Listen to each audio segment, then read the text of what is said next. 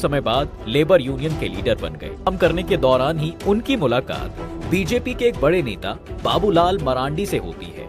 यहीं से कोडा को पॉलिटिकल आइडेंटिटी मिली और फिर इन्होंने पीछे मुड़कर कभी नहीं देखा। एक्चुअली साल था 2000 का। मार्च के महीने में बिहार में असेंबली इलेक्शन हुए। इस चुनाव में बीजेपी ने एक कैंडिडेट के रूप में उद्योग लिमिटेड को इलीगल मेथड से कोल ब्लॉक अलॉट करने का दोषी पाया गया।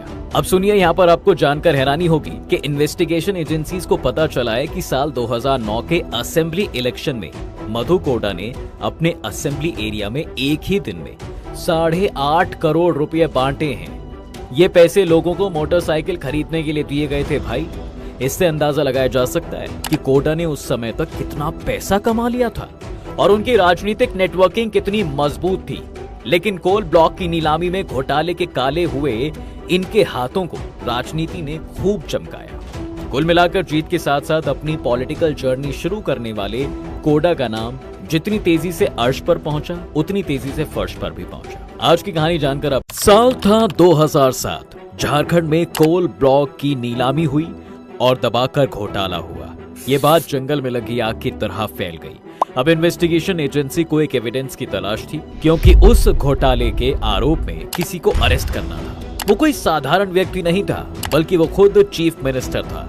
एविडेंस नहीं होने के कारण ये लोग इस काम को नहीं कर पा रहे थे। इनका ये काम उस समय आसान हो गया जब रांची इनकम टैक्स डिपार्टमेंट को एक अनजान व्यक्ति का मेल आया, लेकिन उस मेल पर किसी की भी नजर नहीं गई और 1 साल बीत गया। फिर अचानक एक दिन जब रांची इनकम टैक्स डिपार्टमेंट ने मेल में मौजूद एविडेंस पर नजर डाली तो उनके होश उड़ गए। फिर क्या था, रांची से लेकर दिल्ली तक टेलीफोन की घंटियां बजने लगी तो एक से लेकर एक बड़े नेता और डिप्लोमेट्स की सांसें फूल गईं। लेकिन सबसे बड़ा सवाल कि आखिर क्या था उस मेल में, क्योंकि उस मेल में शायद एक ऐसे बड़े राजनेता का नाम था जिसकी कहानी किसी बॉलीवुड फिल्म से कम नहीं है भैया। एक ऐसे नेता जो कभी कोयले की खदान में काम किया करते थे और फिर एमएलए बना और फिर चीफ मिनिस्टर भी ऐसा कि घोटाले के पैसे से साउथ अफ्रीका में गोल्ड माइंस खरीद डाली। लेकिन कैसे आईआईटी से पास आउट एक हैकर ने घोटाले की पोल खोल दी। कहानी की शुरुआत करते हैं। देखिए, कहानी की शुरुआत होती है झारखंड के जिले पश्चिम सिंहभूम के जगन्नाथपुर के आदिवासी बहुल इलाके पाताहातू गांव से। जी हाँ, यहाँ पर एक खेतिहर मजदूर के घर एक बच्चे का जन्म हुआ। पिता ने बड़े ही प्यार से इस बच्चे का नाम रखा मधु कोडा। पिता ने किसी तरह अपने बेटे को पढ़ाया लिखाया, सोचा कि इंस्पेक्टर तो बन जाएगा तो जिंदगी आराम से कटेगी। लेकिन उसकी किस्मत में तो कुछ और ही लिखा था। गरीबी के कारण मधु कोडा की स्टार्टिंग लाइफ स्ट्रगल से भरी हुई थी, जिस कारण बड़े होने पर अपने परिवार की फाइनेंशियल हेल्प करने के लिए कोल माइंस में उन्होंने काम करना शुरू कर दिया। लेकिन वो जीवन भर मजदूर बनकर नहीं रहना चाहता था, एक अच्छी जिंदगी जीना चाहता था। मन में एक नई ऊंचाई को छूने की चाहत थी। उन्होंने न केवल अपने लिए बल्कि अपने आसपास के लोगों के लिए भी बदलाव का सपना देखा। एक सपना जिसमें सभी ऐशो आराम हो। बदलाव की यही चाहत उसे खींच ले गई पॉलिटिकल पार्टी AJSU अर्थात ऑल झारखंड स्टूडेंट्स यूनियन की ओर। और फिर यहीं से शुरू होती है उनकी पॉलिटिकल जर्नी। स्टूडेंट यूनियन से जुड़े मधु कोडा। देखिए, AJSU के कार्यकर्ता के रूप में काम करते हुए मधु कोडा कॉन्ट्रैक्ट लेबर हो गए और फिर कुछ समय बाद लेबर यूनियन के लीडर बन गए। काम करने के दौरान ही उनकी मुलाकात बीजेपी के एक बड़े नेता बाबूलाल मरांडी से होती है। यहीं से कोडा को पॉलिटिकल आइडेंटिटी मिली और फिर इन्होंने पीछे मुड़कर कभी नहीं देखा। एक्चुअली साल था 2000 का। मार्च के महीने में बिहार में असेंबली इलेक्शन हुए।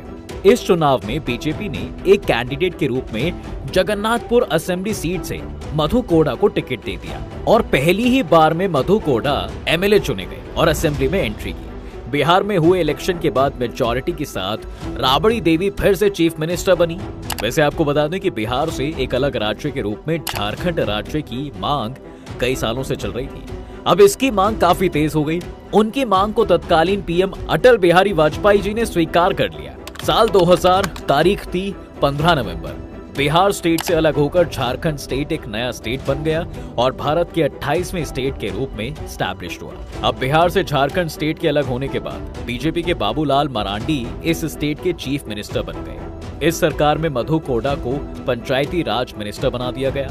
लेकिन आपसी मतभेद के कारण साल 2003 में बाबूलाल मरांडी ने अपना कार्यकाल पूरा करने से पहले ही अपने पद से रेजिग्नेशन दे दिया। अब इस स्टेट के नए चीफ मिनिस्टर बीजेपी के अर्जुन मुंडा बने। इस सरकार में भी मधु कोड़ा पंचायती राज मिनिस्टर ही बने रहे। साल 2005 में झारखंड राज्य के असेंबली के 5 साल का समय पूरा हो गया। फिर इलेक्शन की घोषणा कर दी गई। इस बार असेंबली इलेक्शन में भाजपा ने मधु कोड़ा को असेंबली का टिकट नहीं देने का फैसला किया। अब जब टिकट नहीं मिला तो उन्होंने बगावत कर जगन्नाथपुर असेंबली सीट से ही इंडिपेंडेंट इलेक्शन लड़ने का मन बना लिया। इस इलेक्शन में भी उन्हें सफलता मिल गई। अब वे इस जीत के साथ एक बार फिर से एमएलए बन जाते हैं। जी हाँ दोस्तों, इस असेंबली इलेक्शन में किसी भी पार्टी को कंप्लीट मेजॉरिटी नहीं मिली, लेकिन एक बार फिर से बीजेपी के ही अर्जुन मुंडा ने गवर्नर के सामने गवर्नमेंट बनाने के लिए अपना दावा पेश किया। इस गवर्नमेंट को मधु कोड़ा ने अपनी शर्तों पर समर्थन देने का फैसला किया और अपने साथ साथ अपने 3 इंडिपेंडेंट एमएलए साथियों से भी समर्थन दिलवाया, जिसके बाद बीजेपी के अर्जुन मुंडा की अगुवाई में गवर्नमेंट बन गई और मेजॉरिटी साबित हो गई। किसी के पास मैंडेट नहीं होने के कारण मधु कोड़ा बीजेपी के नेतृत्व में बनने वाली अर्जुन मुंडा की सरकार में माइनर एंड जियोलॉजिस्ट मामलों के मिनिस्टर बन गए।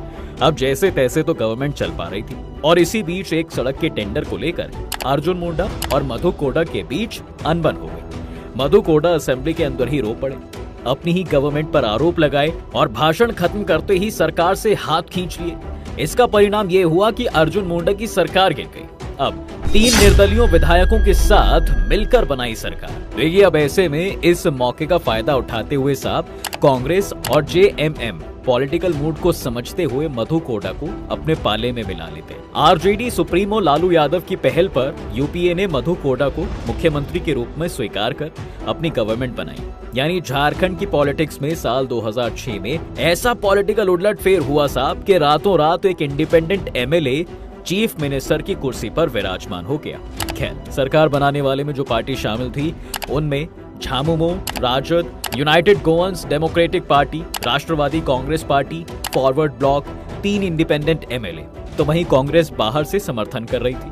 अब झारखंड के 5वें चीफ मिनिस्टर के रूप में मधु कोड़ा ने 18 सितंबर 2006 को शपथ ली। उनका कार्यकाल 27 अगस्त 2008 तक रहा। इस तरह मधु कोड़ा ने चीफ मिनिस्टर के रूप में 23 महीने यानी कुल 709 दिन तक इस पद पर बने रहे। देश में मधु कोड़ा से पहले कोई भी इंडिपेंडेंट एमएलए इतने लंबे समय तक चीफ मिनिस्टर के पद पर नहीं रहा था। अब इस उपलब्धि के लिए इनका नाम गिनीज बुक ऑफ रिकॉर्ड्स में भी दर्ज है। भारत में मधु कोड़ा ऐसे तीसरे इंडिपेंडेंट एमएलए हैं जो चीफ मिनिस्टर की कुर्सी तक पहुंचे। कोड़ा से पहले 1971 में ओडिशा में विश्वनाथ दास और साल 2006 में मेघालय के फ्लाइंडर एंडरसन खोंगलम के नाम ये रिकॉर्ड दर्ज है। Independent chief minister Madhu Koda.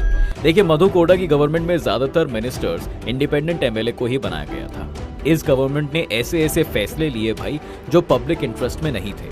जी हाँ, एमएलए अपनी सैलरीज और अलाउंसेस बढ़ाते रहे और असेंबली को बेवजह डिस्टर्बेड कर ठेस पहुंचाते रहे। लेकिन ये सिलसिला ज्यादा दिन तक नहीं चल पाया साहब। वो कहते हैं ना कि पाप का घड़ा जितनी तेजी से भरता है उतनी तेजी से फूट भी जाता है। इनके साथ भी कुछ ऐसा ही हुआ जब मधु कोड़ा के दामन में लगा था। अब देखिए, साल 2007 से 8 में चीफ मिनिस्टर रहते हुए मधु कोड़ा पर राजहरा नॉर्थ कोल ब्लॉक को कोलकाता की एक company Vini iron and steel industries limited को गलत तरीके से अलॉट करने का आरोप लगा।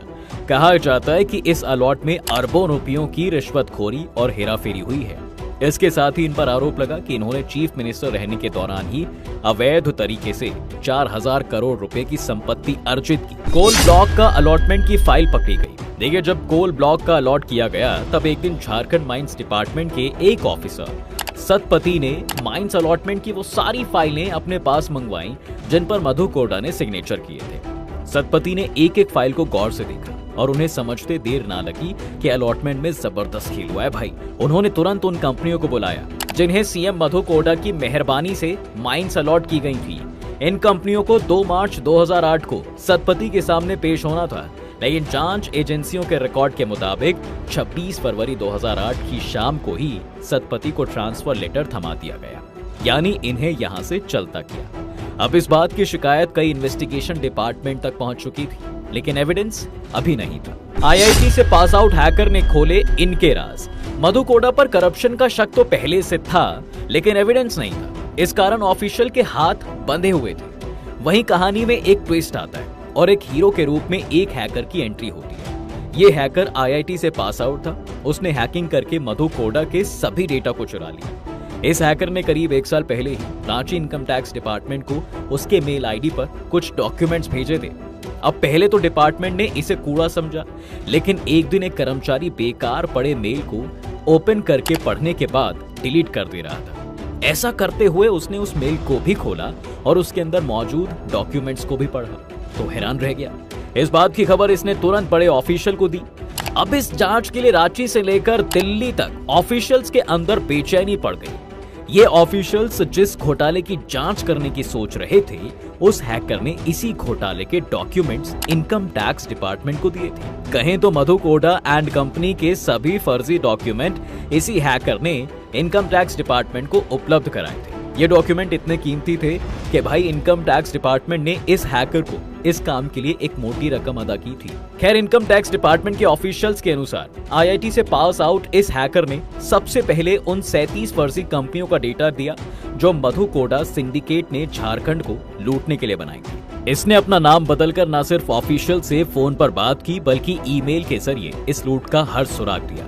बाद में इनकम टैक्स डिपार्टमेंट के ऑफिशियल्स ने अनुमान लगाया कि ये हैकर उन कंपनियों के लिए काम कर रहा था जिन्होंने माइन के लिए मधु कोडा एंड कंपनी को घूस के रूप में एक बड़ी रकम अदा की थी, लेकिन उन्हें ना तो माइन मिली और ना ही रिश्वत की रकम वापस मिल पाई। इस खुलासे ने देश के कई शहरों समेत दक्षिण अफ्रीका तक फैले इस करप्शन का कच्चा चिट्ठा सामने ला दिया।